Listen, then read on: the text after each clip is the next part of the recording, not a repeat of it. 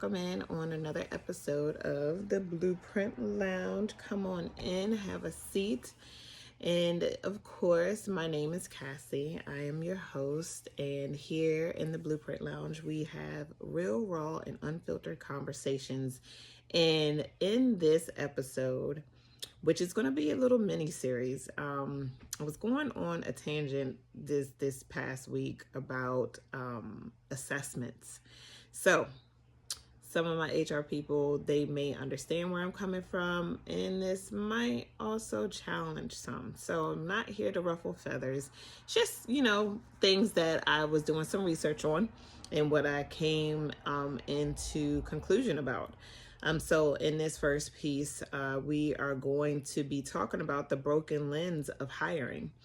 And this whole series itself is, just rehumanizing the hiring process, the truth about talent and test. So again, today we're going to be talking about assessments and what they really mean. You know what I mean? So dug up a little research. So I have my notes here. Did a little research, found out that assessments, typically they've been used for centuries. It's just that over the last 2 to 3 decades, have they been redesigned to fit our work environments. And so they've been redeveloped to fit into everyday work environments, and that is a tool that most HR professionals or companies will use to basically filter out who they might deem as not being a good fit for the title or the job posting, right? But this is what I found out recently by taking it upon myself to do a few of these assessments. And what I've come to learn is that we've confused testing with understanding. And somewhere along the way, hiring became more about filtering people out than finding the right ones. And I know, trust me, I know the stresses behind going through a hiring process and things like that. And I can go in on that for days. The stress that comes with it, and the just tedious work that you got to do. Trust me, been there, done that. I've been doing hiring for I don't know how many years, so I do get it, right? And I also know that within the hiring process, you do have it where candidates will fudge their, resumes. Some people come in and they interview very, very well.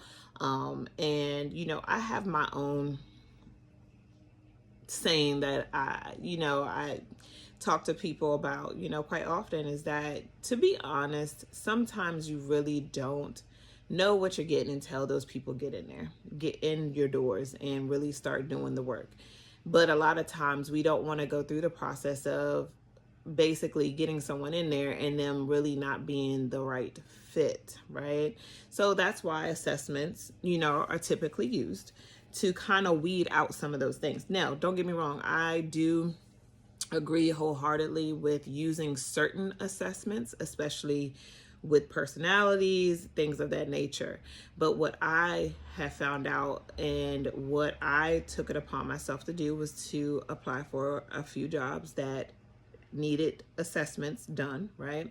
So I went through the process, and let me tell you guys, the process that these candidates go through to do these assessments, like it's one thing to upload a resume and then going from the resume to actually having to fill out the same information on an application that's on your resume that you uploaded, then having to go the course of now having to complete an assessment or whatever the case may be. That in itself is a headache on the candidate side, right? So I can only imagine the feeling that comes about, or the anxiety that comes about when you're having to do this because you're really trying to, get a job, right? But then the added frustration to that is that most of these jobs that have these assessments for the title of the job, the pay isn't always there. So this is just my own personal opinion about what I discovered with going through these different companies. And I did 3 of them. And all of them were like customer service based, admin, assistant, and virtual assistant. And going through these assessments, there were a good 60% of the questions on there did not relate to the job itself. Now, before any of you HR people come for me or anything like that, I get that some of these assessments are, trying to get your analytical, critical thinking, problem solving, or whatever. However, there's a different route that you can go about when designing your assessment for that specific job, because some of these questions, when it's relating to math and all this, that has nothing to do with the job. I understand that you're trying to get the problem solving and all this out, but there's a better way that you can go about doing that. And that was one of the frustrations that I found doing these assessments, that about a good 60, maybe 70%, I'm kind of really thinking about it, 60 to 70% of the questions that were on there were not in correlation to the job title themselves. Then when you couple that with the pay of the jobs, which most of these jobs were either paying anywhere from 18 to 22 an hour. And this is here in Maryland, okay? And then there was one that was just remote, so it's just remote US is what it said. And that was the pay. But to put a candidate through that and clearly exit them out because they don't perform well on that assessment is crazy to me. To me, I think assessments need to be utilized in conjunction with an interview in their resume. You need to basically use that as a tool to guide you for your questions on the interviewing process, okay? Because I have found, now I'm speaking from me in doing hiring and had to use the assessments, when HR would have me use these or utilize the assessments because that's what the company wanted to go with, I always did things differently. When I got the assessment results back in, I still contacted that individual, especially if their personality part was really decent and really good. I still called them in for an interview because now I had questions. I wanted to see if, for one, you really don't have the critical thinking skills or the problem solving skills there, or was it just simply because your anxiety got the best of you when you were doing the assessment. You can tell that sometimes, especially if you're getting the timing of how they're answering these questions and stuff like that. You can get an understanding of where these individuals are. And I think for me, I'm not going to discredit someone. I still want to meet the individual. I still have questions because now that I've seen your assessment, I've seen your resume, now it hones in on what questions I really have to ask to get what it is that I'm exactly looking for in that specific title, right? And that's how I approach it. But it just seems like a lot of companies right now are just giving out assessments, passing up people, keeping it moving, right? And that's cool, however you want to formulate it. But the real question I have for these companies and HR professionals that utilize assessments, if the assessment itself is not in conjunction with the job title, what are you actually measuring? And I really want you to sit back and think about those questions. Like, what is it that you're really measuring at that point if the questions on there do not even correlate with the job? Like, have most HR or companies actually sat down and looked at the questions that are being given? Are you looking at these assessments that you're designing out for your company? Or were you just taking it upon yourself to go with whatever a HR person may have recommended for you, or some other business person may have, recommended to you. Oh yeah, just utilize this assessment. You can pick whatever it is that you're like. I've seen that. And to me, it still does no justice. I understand the concept behind it being tedious to call in specific individuals for interviews and stuff like that, when you can just do this assessment, knock out a good majority of these candidates, narrow it down, and then you go forward, right? But to me, a lot of times when we're looking for problem solving skills, critical thinking skills, if a person's able to think on their feet, are they able to, come up with good strategies and things like that? I really feel like personally, they need real life situations in order to be able to formulate. So sometimes I just feel like certain assessments need to be redesigned. I'm not saying that assessments shouldn't be used at all. Again, I think everything that we use should be utilized as a tool itself to be able to get the best candidate, right? But also, it does make me question the ability of the trainer or whomever you're having train these staff members. Is it that you feel as though that they're not capable of training specific individuals, so you try to make it easier for them too? I know we're into these quick desired results, these instant gratification types of things, but you're not doing your due diligence when it comes to really looking for the right candidate. I really do personally feel that way, and that's coming from both the side of someone who's taken these assessments to really get a good look at what's being given and what the job title is, positioning, and the pay, and then also someone who's come from the other side of having to do hiring.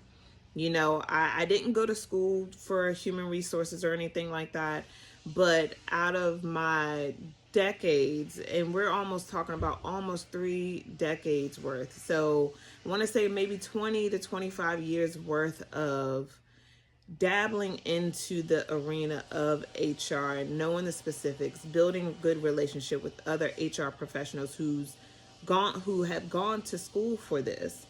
And a majority of my life I've spent in designing out, training, to hiring. I used to do hiring for one of the biggest companies, a big company, well-known company out here.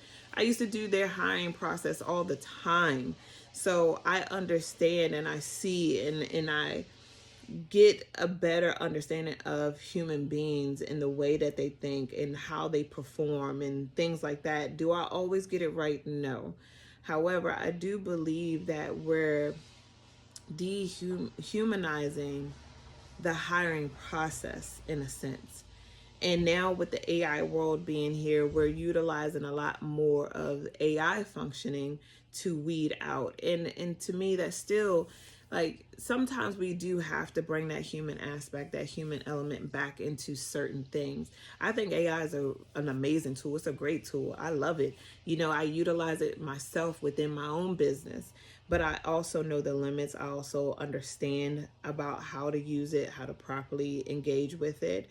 And I think if we just kind of rehumanize the arena of hiring, we may come out with better results. And then from there, it's other factors that play into having to consistently hire and stuff like that. There's other factors, and I can do a whole nother, episode about that. But I wanted to come through today just to kind of speak about the experience and the research that I did when it comes to these assessments and what's really being looked for and how it's being tailored and things like that. And all I'm saying is that I think for specific jobs in their titles, we really need to design our assessments around that specific job title, not just throw in a one size fits all type of scenario assessment out there, and then you potentially are weeding out some good potential people, for your establishment. And So I just, I asked that question to you. If your assessment is one that you know is a one size fits all for your company, if you're using that and you're not utilizing it as a tool, what are you exactly measuring at this point? And I think I asked that earlier. Like, what are we measuring at that point? So definitely leave your comments, talk with me, speak with me. Let me know your thoughts. Let me know what else you really think about when it comes to assessments. And stay tuned for my next episode in this segment of Rehumanizing Hiring, the truth about talent and test. Our next episode, or my next episode, I'm going to jump in and I'm going to talk about when good people fail bad tests. So stay tuned, drop your comments, engage with me, talk with me, let me know your thoughts. I know it's probably come up, especially in the HR world, how you can make the hiring process a little bit more seamless, a little bit more functional when it comes to the hiring process, making it beneficial not only for your client, the company you work for, but also for the potential candidates that are, getting positioned for those roles. But I thank you guys for coming through and listening. And until next time, just keep becoming, keep trusting the process, and remember, your life is your blueprint, and just build it with intentions. Bye.